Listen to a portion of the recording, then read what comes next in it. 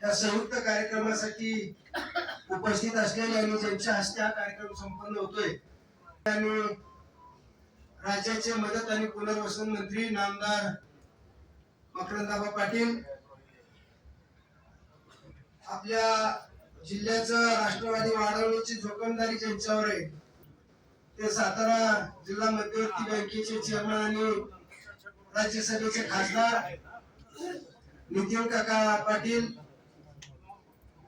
नमस्कार, मी प्रतिभा चेतन शिंदे, फलटण राष्ट्रवादी काँग्रेस फलटण महिला तालुका अध्यक्ष म्हणून काम पाहत आहे.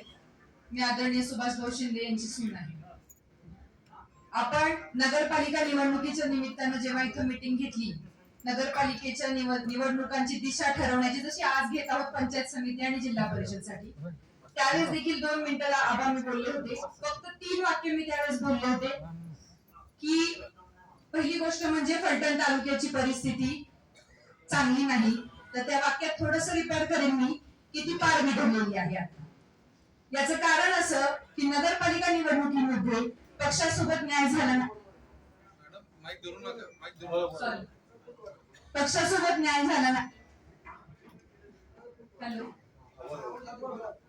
आणि मी म्हणते की ठीक आहे, आपण पुढच्या पक्षापेक्षा थोडस आपली ताकद कमी पडत असेल तरी सन्मानजनक जागा ज्या आपल्याला मिळायला हव्या होत्या त्या मिळाल्या नाही.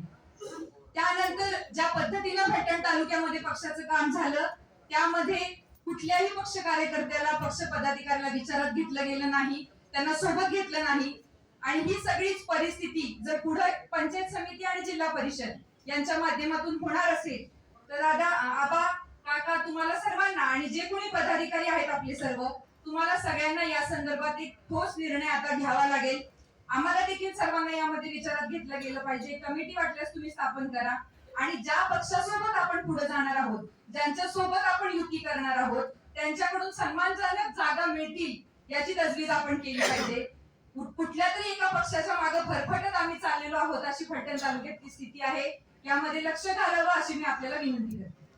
राज्याचे मदत व पुनर्वसन मंत्री आणि सातारा जिल्ह्याचे नेते आदरणीय नामदार मकरंद पाटील साहेब, राज्यसभेचे खासदार आदरणीय नितीन काका, बाळासाहेब सोळसकर साहेब, व्यासपीठावर कुणाचंच नाव घेत नाही, सर्वच त्या तुलामनाची नेते मंडळी आहेत.